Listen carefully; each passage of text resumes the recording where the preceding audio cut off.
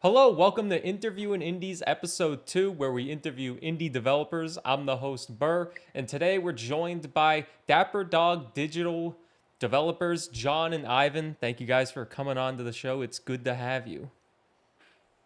Thanks for having us. Thank you for having us.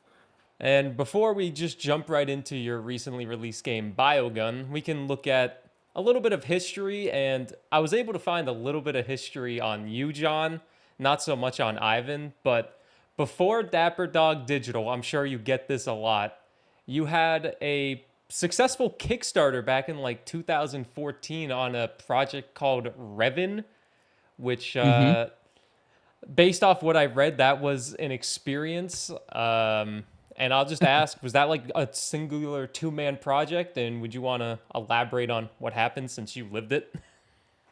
Yeah, no, it was a two-man project. I had a friend at the time. We were both college buddies. In fact, Ivan and I are also college buddies. But we did this Kickstarter. I was the artist. He was the programmer, and it launched. It was successful. And then a couple years down the road, unfortunately, my friend, the programmer, he got overwhelmed and kind of just had to step away. But I wasn't aware that he was going to do that, and kind of, to put it bluntly, abandoned the project. And I wasn't able to communicate with him during that time for several years. And that wasn't for lack of trying either. And so the project officially died, I'd say, at that point, especially after a year of not getting a response. And around that time, I had already tried to work on other projects with, friends, with strangers, and that wouldn't turn out to be anything. And, that situation happened with the Revan Kickstarter. And then I got a job, my first job in the gaming industry, and that ended pretty rough as well. And once that happened, I thought to myself, you know what? Instead of trying to rely on people, instead of trying to get into the industry, I'm going to figure out how to make a game. I have no coding experience, no knowledge of this stuff, but the engine that the Revan Kickstarter was being used or was being developed in was called Construct, and that was very artist friendly. Because me not having any programming experience, I thought that would work out really, really well. I had no idea about the weaknesses, the drawbacks of JavaScript and all that stuff, and I didn't even know it was made.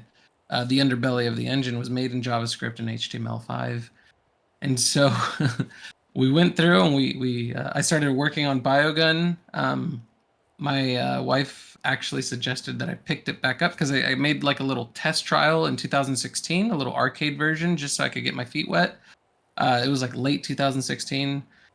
And then in 2019, after just like getting let go of another job, or I found out I was going to get let go, but they're going to keep me over the Christmas holidays and use me, then let me go, I said, nah, I'm just going to leave. And I started working on that project after my wife influenced me to pick it back up. And then Ivan came into the picture about 8 months down the road, sometime in July or August.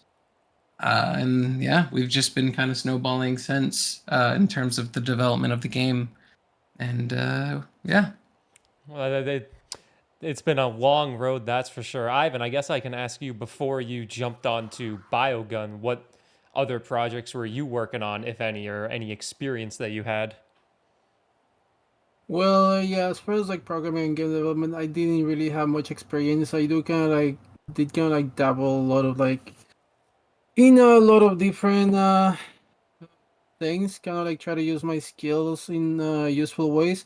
The most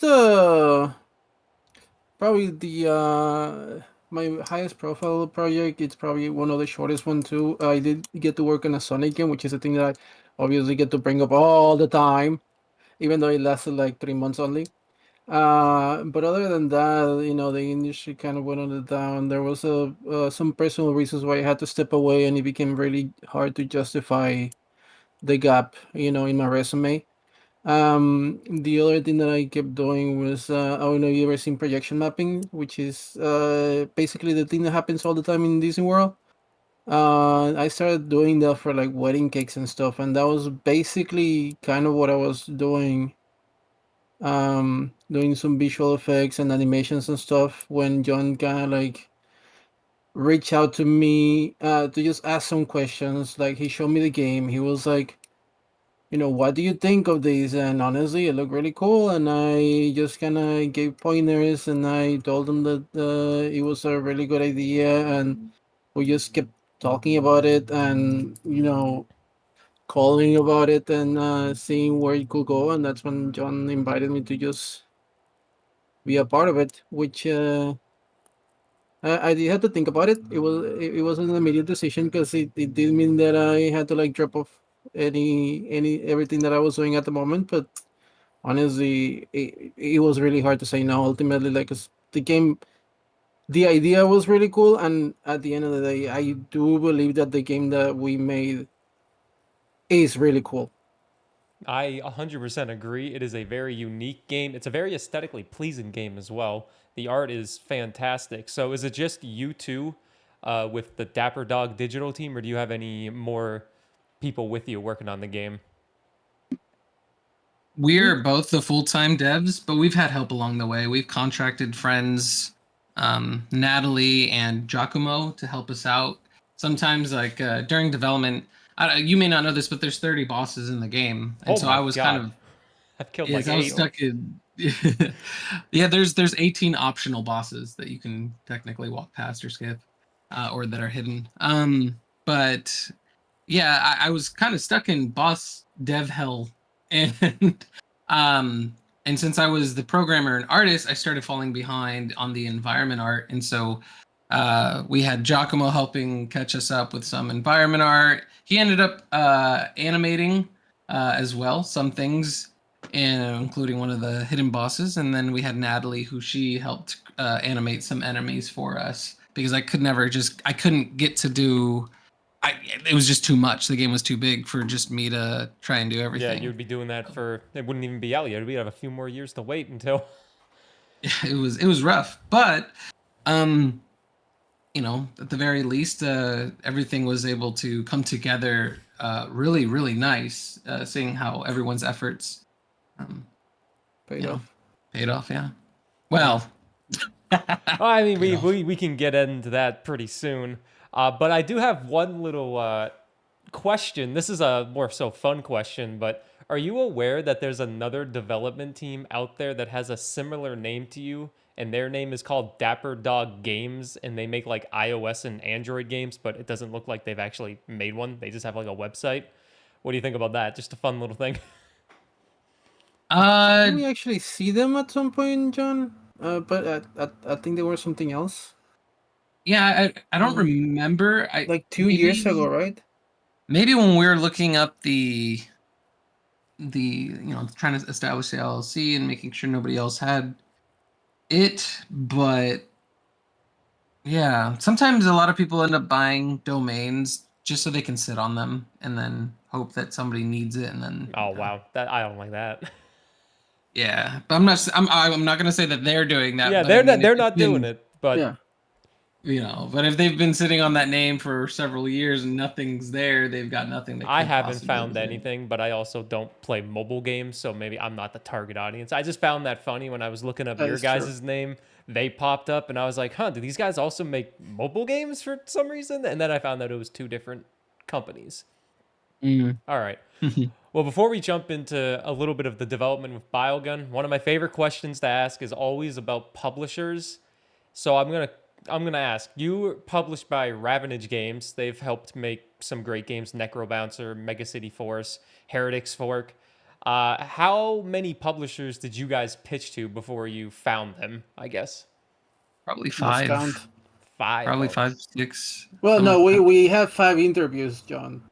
Oh yeah. Yeah, no, I honestly lost count of how many publishers we sent the pitch deck to, but yeah, we ended up being close to getting published 5 times. Wow. And then they would bounce out after Yeah. months of delegation. And So you'd spend months trying to get one, and then they'd just be like, no, not for us. Yeah, it was a painful process. Yeah, they would like lead us on essentially, and then we'd have conversations. You know, it's the back and forth of all that stuff, and then after a couple months, they'd say things We like, were you know, always so excited, always like, yeah, no, it's almost done, guys. It's almost here. We just gotta check a few things, and then just suddenly we'll just get a blunt, very tough and blunt rejection letter. We say, yeah, after some thought, we decided not to go with the game. And we're like, but we've been chatting for over a month with you. Like, what? Yeah. Yeah. So Ravenage, they seem like a great publishing company. I've played a handful of their games, so congrats on them. They're nice. yep, Thanks. But Yep. now, Yeah. so I doing some research. I saw that the earliest Facebook post for Biogun was in 2019, and I gotta ask this: since the story of the game is a pandemic for dogs, how did you had really bad timing with this, very unlucky timing? How did the pandemic in the world affect the game in terms of like development and marketing with such That's similar themes, I guess you could say? well, quite a story for sure. I'm here for a story. well, I mean, the first prototype was made in 2016. It was a survival-based arcade shooter, and so you're just surviving against bacteria. But then, once I left that job, my wife told me to pick that game back up. I started working on it, and then COVID hit. I thought that was really, really weird. At that point, Uh, it wasn't about dogs. It was about like it was a legitimate pandemic that will affect humans. That when we Yep. started working on the game, it was about a pandemic that will affect humans, and then Yeah. COVID hit. Yeah, and so that decision was made around March because, like, initially, if you recall, COVID wasn't taken as seriously. Yeah. People were like thinking, "Oh, it'll pass, it'll be fine." And then once March hit, you know, stuff yeah. hit the fan, and then I thought, you know what? Why not change it about dogs, and then let's change the atmosphere to be a little bit more, or at least the theme a bit more goofy, and silly because we didn't want to find ourselves in the middle of something political Yeah. potentially. 100%. So we ended up going that route, and I think it was the best decision that came from that situation. Just because I think people are more fond of saving a pet than saving another person. Sadly, Oh, 100%. 100%. Now, yeah. I have a question for both of you. This one will be for John, then I can ask Ivan one. But for John, I read an article on oh god, what was it? It was off the Construct website. I have it written down. Let me see. Where is it? Where is it? Well, I read an article that I had learned that your wife was a nurse or is a nurse. So, does your partner help with any like in-game terminology with you being inside of a dog or anything like that? Because I have no knowledge of that whatsoever. Did you just like Google it? It was a combination of Google and asking my wife. I'd ask her like, if this was happening to your heart, what would the effects of it be? And just asking all those type of questions. And she honestly was awesome. She helped me out a ton. Sometimes I didn't know what to name certain characters, and so like for example, the liver, you've got Hepato, and she's the one that suggested like, oh yeah, Hepato, because man, I forgot. It's a long But word. like, yeah. But yeah, and so it was pretty cool because like I had sure Google on one hand, but I also had my wife who has experience in the ER and stuff. Yeah, firsthand Able to- experience is always Yeah. better. Yes. And the article was written by Laura Donahue on Developer Diaries. That's what it was. Laura Donahue. So big thanks to her. I read her article. It was great. Now, this question's for Ivan, because in the article, John said he had love for the Metroid series, which helped gain some inspiration to make a Metroidvania. But Ivan, what type of, if any, I guess, did you have any inspirations to help with this game from, I guess, previous games you've played? Well, absolutely, we have a shared love for the Metroid series from early on. They say that my love for the two side of the Metroid series is a little bit stronger than John's. His love is a little bit more on the 3D side. But also another big inspiration was definitely Mega Man, specifically Mega Oh, Man X, which are the games that I grew up with. Absolutely. And the other one, like I was very avidly into Metroidvanias growing up, even before their name, wasn't establishing. Specifically the GBA and the DS Castlevanias. Oh boy, I ate those up. So so you absolutely, all of those games were a big inspiration for us. a lot of good games in that inspiration. I'm also a big fan of Metroid. I'm with you, Ivan. I'm more attached to the 2D Metroids compared to the 3D ones, but love them both either way. But I gotta ask this: this is your first major project with Biogun. How hard was it to make a Metroidvania game? Because the map has to be connected so well with upgrades and collectibles and all of that. So, what were some challenges going into that? The It curvature of was the environments uh, really made things difficult. a lot of the challenges were self-imposed. Like I keep telling John, we had to find ways to differentiate ourselves, and some of those. So we decided to do a few things that are not usually done in other games. And then we figure out there's reasons why those things are not usually be done in those other games. Like John said, the curvature. We decided that our game was gonna be like very organic, so we will have to have like curvatures all over the place and hardly ever anything square. And oh boy, did we figure out why. You know, rectangles rule the world in the world of gaming, right?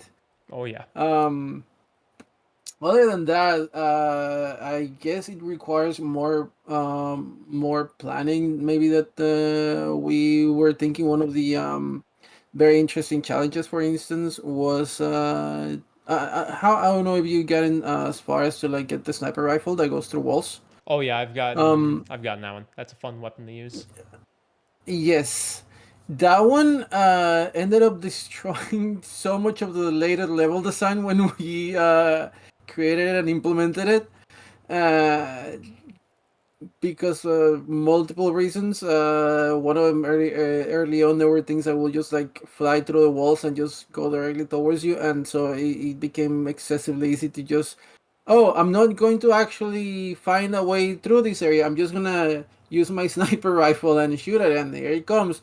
So we had to go back and change that system. So there is a lot of back and forth. It's Metroidvania. We did learn that a Metroidvania it's what's it called? A lot of small decisions can end up creating a big domino effect, affecting game design choices that you made way back, like months ago, that you thought were set on stone, and suddenly you had to go back and and adjust them. So it was a bit of a challenge, but it was a lot of fun. Another self-imposed challenge was that we didn't draw the map first and then try and fill in our map. We more so Ivan would do the level design of each room and then have to figure out how to interconnect it all. Oh So Jesus. That just sounds so tiring. yeah, so there wasn't like this is what the heart shape is going to look like, and we're going to have rooms here, here, and here, and then the rooms here. Nope, it was level design first, so that way each room had something unique going on for it, and then trying to connect it all into itself, and then Yeah, another. Go ahead. I think that's yeah, I think that one kind of goes in some ways both ways. It's a little bit of like the whole like make one decision and affects later on. Yeah, our earliest idea was, yeah, let's make the level design fun first, and then figure out how to interconnect it, right? And then we realize, oh my god, figuring out how to interconnect this when the level design is already done is so difficult. But then later on, if you jump up, I don't know if you got into the lungs, but whenever you get to the lungs, pay attention to the map. We decided that the lungs were actually going to be shaped like lungs. We realized, hey, isn't that gonna be fun? And suddenly doing the actual level design and trying to fit that within that specific size became so tough. I just finished actually. I got to the point in the game where when I was playing last. I had to choose between going to the lungs or the heart to get the last two Yeah. duper viruses. I went to the lungs and I was like, oh, this seems pretty short and easy. And then I found I think the enzymes to make the map full so I can see where everything was. And I was like, oh wow, there's a lot here, and this looks very confusing. It wasn't that confusing, but there was Yeah. a lot there, that's for sure. Yep. And then another big challenge or self-imposed challenge was Ivan and I create what we call the 5-minute rule, which is like every 5 minutes you will stumble upon something, whether that's an NPC, a collectible, an upgrade, just whatever, something unique. Yeah. It could be environment related. And that's why you'll notice like if there was a map that showed all the collectibles, you'll see that they're all pretty close to each other and yes. very evenly spread out. So that way, like exploring felt very rewarding, and not like a waste of time. Oh, 100%. Like, I would find all the collectibles, and I'm just like, oh, this one's only like a couple rooms away. I might as well go get it. And then I'll remember, oh, wait, I need to get another upgrade first. But then there's another collectible that's 2 more rooms away, and I'm just like, okay, I'll go to this one instead then. It's all very well made, I will say that for sure. But I do have one question before we can kind of fully jump into more so the game. But you released the game in the early access first, a few months before 1.0. Do you feel that may have negatively affected the sales? Because it feels like roguelike games, maybe even like live action shooter games, are typically early access compared to Metroidvanias. Well, it might have affected May it. have. We aren't sure. But when we released in early access, you could beat the game. Yeah, I've read that. There was, yeah, there wasn't. There was. It was only missing a couple side content rooms, and I think 5 or 6 bosses. And so the game was still pretty evenly spread. It was just it had some side rooms that were all locked off with this little post sign. But for the most part, people were still playing an average of 15 plus hours during early access. It was still a very Wow. solid entry, and the early access really helped us out. Just because like we were able to like we don't have a massive QA team. In fact, we don't have a QA team really, but having players play things and being able to watch them allowed us to like curate the experience a little bit more, like make adjustments and top things off a little nicer, and add some things that we didn't know could be missing. So ultimately, I can say I'm very happy that we did early access because it allowed me to fix and adjust a lot of things, and I'm sure Ivan feels pretty much the same. Yeah, and ultimately it's hard to it's hard to tell. You know, there's a lot of like, what if you had done that, and what if you have done this other thing? But there's also like, you know, we're a small team with a limited budget, and just gonna throw it out there. Like the reality is that, you know, we couldn't keep developing the game till polish, which with the resources that we had. So Yeah. that's just um you gotta do what you gotta do sometimes, Yeah, you right? gotta do what you And gotta do. yeah, Well, I think it's still a good idea, genuinely. Like, I questioned it at first, but the way you explained it, John, like everything was already done. I think that's still a good point. But one thing that I noticed as well, when you launched the game with Construct 3, it had a warning about not running well with other tabs open or maybe other programs. Do you think that maybe turned away for some creators from playing the game? Because I've only seen one person in my follow list play Biogun, and that was Dangle, if you guys watched Dangle play it.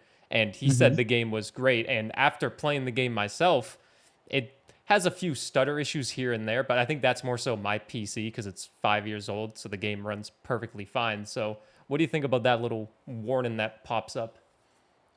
It's definitely one of those situations where either we stay quiet, don't say a thing, and then people wonder and have a lot of questions, or you know we're very open about it and just hopefully build that trust with the community.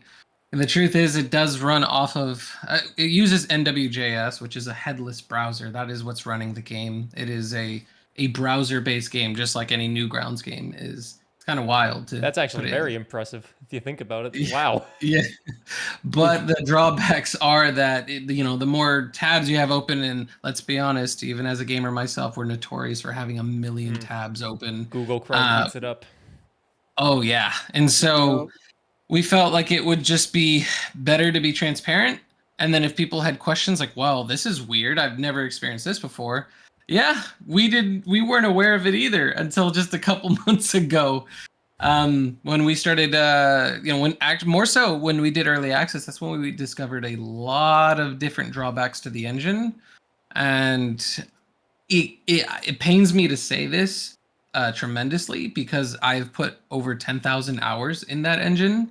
But I don't think it's feasible or a good idea to use it anymore for future projects. And so I'm going to have to learn a whole new engine for future projects. And that just, it hurts because that's 10,000 hours essentially kind of gone. And so it's the best choice to make. I think moving forward, it'll hurt, but it'll be difficult, but it'll be worth the sacrifice, I think. It will be worth the heartbreak and just not having to go through this whole like ordeal of the engine is broken, let's fix it, and on the other hand we're like we can't do nothing about it. We already tried absolutely everything possible other than remaking the game on a brand new engine. We really can't do nothing about it. That would be way too much.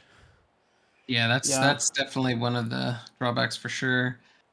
And also, like, just another note is the reason why, even though Ivan and I have optimized the game to what we believe is an absurd level, like really, we did our best. Regardless of how much we do, JavaScript is 7 times slower than C# or C++, which is what Unity uses, or Unreal, and all the other like mainstream engines. So we have that working against us too. So it's definitely tough. But we got to live with the decisions we made. We found out, and now we're gonna move on. Do you have an engine in mind that you're gonna go to, whether it be Godot, Unity, Unreal, regardless of how much learning is gonna be involved? For now, I'm looking into GameMaker because I have a couple friends who use GameMaker, and I figured, you know what, if I've got a few friends to help me out, that would be great. With Construct, I didn't really have any friends for most of the development. Like, nobody really used it. The forums, sadly, aren't very helpful because a lot of people that use Construct are hobbyists. There are very, very few full-on released on Steam Construct 3 games or Construct 2 games. And even if there are, they usually got ported to another language or, the runtime.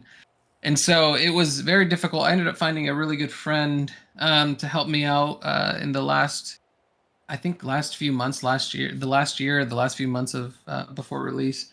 And they were a phenomenal help. His username Skyman on Discord. But honestly, it seems wiser to move on. Just because at least with GameMaker, like I said, I have friends and the forums are helpful, and there's a lot of tutorials for a lot of different ways of doing things for GameMaker on YouTube. What about you, Ivan? What would be your ideal engine? You go into GameMaker as well? If I had to choose an engine myself, I'd probably do GameMaker or Godot. Yeah, no, I'm leaning to GameMaker and Unity. Sadly, I was considering Godot for like a good long time, but the reality of Godot, from what I've gathered so far, is that there's no way of porting directly to consoles. And John and I, this is a personal thing, but we want to be on consoles so bad, specifically on the Nintendo console. That's like a dream, right? And so it was extremely disappointing to see that there's actually very few feasible ways of getting Biogun into, let's say, the Switch right now, and especially if it doesn't, if it doesn't end up making enough money for the port, then we're really not gonna have any ways. And so right now, both GameMaker and Unity have ways of directly porting to consoles. So that way, like the future, that part of the future will be in our hands, and we won't have to depend on the porting house. With Construct, I imagine you can't port to consoles with Construct, or it's very, very costly. Because I think I read it would cost what, like $50,000 or something like ridiculous like that to port Biogun currently to consoles. Basically, Last we spoke, there's a few porting companies. Last we spoke to them was just a couple days ago. They've upped the price to 35,000, but the one drawback is that they use their own proprietary engine. They're not porting it to Unity or something like that. Where then if we decided to add a few more additions to the game, then it would be feasible. For them, a lot of these porting companies that port Construct, they basically just want a complete game. They don't want to deal with like expansions or updates. So we're trying to like figure this out. It's a very difficult, but also another drawback is, at least speaking to one of them, they don't send us the ported version for PC. And so the PC version would stay the way it is without all the optimization that the proprietary engine that they have would do. And that's just like, I don't think we want that either, because we want Biogun to run as best as it can so that everyone can play it, especially on PC. So Yeah, in Steam Deck. yeah. There's just such a giant console market still with Xbox, Nintendo, and PlayStation. But of course, you want your game to run the best everywhere. Just, man, that stinks that it's so costly, and it's just basically, if once you ship it out to them, it's stuck like that. Yeah. yep. Now we can transition to the actual game now. I guess the most important question, which is not really the most important question, but it's one I have to ask, is Beck the main character? Are they based off any special pigs out there, or just something you came up with as a little funny gag? No, I just thought a pig with a gas mask was a really cute design, and then went with that essentially. I mean, I do like that. I also love all the cosmetics that you allow for you to find. I love having a little mustache on my pig. All right, well.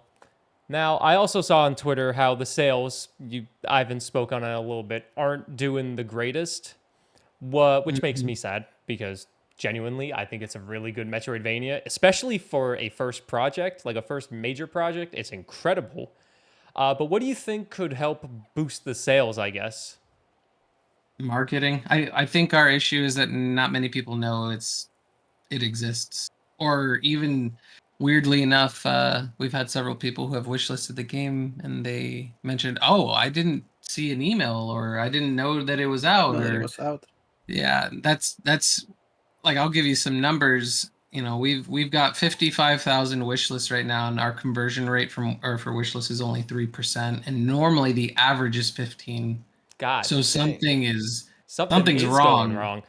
Like, Yeah. I feel like wishlist most definitely have benefits with like the Steam algorithm and whatnot. But what do you feel like may have went wrong there? Like, with no emails, I guess, going out. What do you think happened? Because I had it wishlisted, and I will say I didn't get an email at all after I wishlisted and it fully released. But I did obviously end up buying it. Mm-hmm. So I'm not sure necessarily. I think just the marketing efforts weren't pushed as hard, and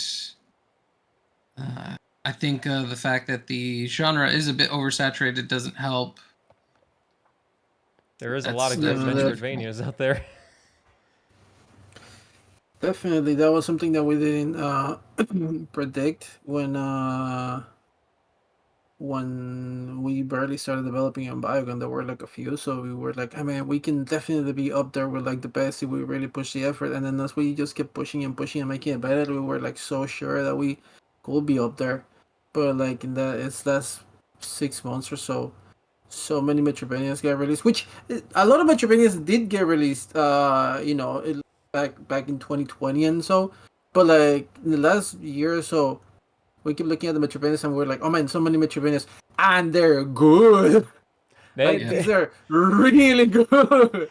Yours competes with them though. Like I've played Gestalt, Steam and Cinder, Bow, Path of the Teal Lotus, obviously Crypt Custodian just recently released, and Biogun, which came out July 31st, if I'm not mistaken, just a month ago. Yeah. All four of those games that I just mentioned, they're all incredible in their own ways. Yeah, there's like this really weird feeling of like, the part of me that like goes like, oh man, we need some money, goes like, ah man, why do we have to like release along like these guys, right? Which I mean, like I said, I'm not like afraid, I'm not feeling like down, but like it does feel like attention suddenly has to get split and shared, right? And so there's a part of me. The other part of me that's looking out at the consumer, I'm like, what a time to be a Metroidvania fan. It is a good time. There's also Exophobia. That's one that I forgot to mention. That's another great one that also kind of slid under the radar in terms of sales, but it's a great time, which can lead to this. I've asked this question before, but what about bundling the game with other Metroidvanias? Has that been an option for you, like those Steam bundles that pop up? We have a couple of bundles and go ahead, John. No, you're fine. Actually, that was basically it. No, we have a couple of bundles. Other than that, that's up to the publisher mostly. They already told us of a couple of other games that are interested in bundling, but as of today, they told us this like a couple of weeks ago. As of today, we haven't got any specifics, so we're assuming that the negotiations are still running with them, either with those developers or their publishers or things like that. But I don't think that we can just speak anymore regarding this. Yeah, but like that's hopefully we'll have. understandable. But yeah, hopefully we'll have some cool bundles that will help us out soon. Yeah, I imagine those could easily help with all the Metroidvanias that have been popping up where you're a cute little animal, minus Gestalt, Steam, and Cinder, you're a cute little lady in that one. But there's one thing I've noticed with your game, which I don't really like talking about these too much because these are kind of like a back end thing and they don't really matter at the end of the day. But I've noticed on Steam that the achievements don't have a high percentage of people even clearing some of the bosses or even beating the game. Did the achievements get added after early access, or what happened there? Yes. Okay, that explains so much then, because if a lot of people played in early access and averaged 15 hours, which I imagine is probably close to beating the game or beating the game in general, they probably missed out on all the achievements because they haven't opened the game back up. That or exactly, if they open up the game, they'll just get bombarded with achievements. I mean, I did that with Overwatch 2 when it released on Steam, but okay, that makes a lot more sense now that you tell me that, because I wondered, because I've played through it for 8 hours, and I don't know how close I am to beating it. Not really too concerned with how close I am to beating it, but I've gotten like 5 achievements just for beating bosses, which honestly I think is the best way for achievements. Beat some bosses, some collectibles, some fun challenges, nothing too easy. Yeah.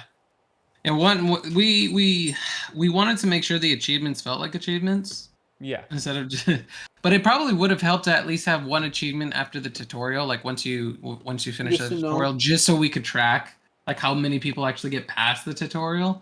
Because the first like achievement that you get while playing through the story is all the way at Root Caper, which can take people like sometimes up to 6 hours to get to.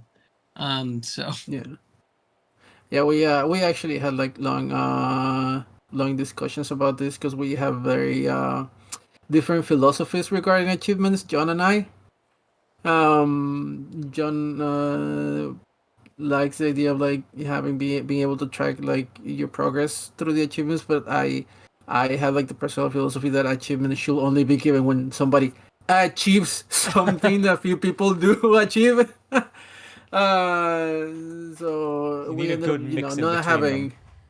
Yeah, we end up like looking for a good mix in between them, where like we don't just we give a few achievements here and there, but we try to give a few, very few willy-nilly. Like they're mostly for people who actually, go a little bit deeper than just playing the game. Yeah, one of the achievements I noticed, because I took a peekaboo at them because I wasn't unlocking any, so I was like, I wonder what they are. One of them was completing 2 other achievements at the exact same time to get that achievement. Like, Yeah. what happens if you accidentally do one of the 2 achievements first? Can you still unlock the third one? Yeah, you can still unlock the third one. Okay. You'll just have to do a whole nother run. One of them is called high risk surgery, which essentially you have to use the critical blaster from the beginning. So the first time you get into the womb and you find a little biomat, you have to purchase it right then and there, and you have to equip it, at the shop, or sorry, at the bath that you just walked out of, and then played throughout the entire game with that. And then the other achievement is kill all bosses with the critical blaster. So as long as you do that, naturally you're going to fight the final boss, kill him with the critical blaster. And so those both achievements are active, and then they get completed at the same time. All right, that I thought that was very unique and a very good idea, because I've never really seen an achievement be tied to 2 other ones at the exact same time. Yeah, it's definitely that one's going to stay at a very low percent, I imagine. I think I only know of 5 people that have done it, and they're super dedicated, and they're in our Discord community, and they were all like giving each other advice of which gun mod to use at which boss, and it was a lot of fun to see the banter. It was great. It must be nice seeing people talk so highly of a project that you've worked so hard on. Oh yeah, that's awesome. Now, there's a voice actor for the doctor in the game. He's the only person that has a voice actor, which makes sense because he's the only human. But I watched a few gameplay things of Revan, your original project, John, from Kickstarter, and I definitely can hear some of the same sound effects in there. But the voice actor from Revan sounded just like the voice actor in Biogun. I imagine, are they the exact same person? Yes, they are. Yep. Their name's Levente. Well, he's been we first met during the whole Revan Kickstarter thing. He was 16, turning 17 at the time, during Revan, so he would be 27 now. So it's definitely interesting to hear 16-year-old with that kind of deep voice. Yeah, I would never have guessed that was a 16-year-old, but wow. Yeah, it was awesome. Oh, wait. Well, those were basically most of my questions about Dapper Dog, the development, Biogun. Do you guys have anything you want to add to it?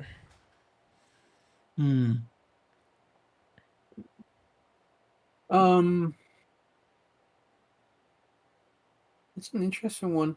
No, I just hope. Well, in my personal view, it's been a blast. Like all of this, making the game. Like let's remove business and money out of the action. Sure, there's a little bit of like uncertainty for our future, but like ultimately the entire thing has been a blast. And like you said, seeing all of those, everybody that like speaks so highly and praises our game, it really just fills my heart. Like it really just fills my heart with joy.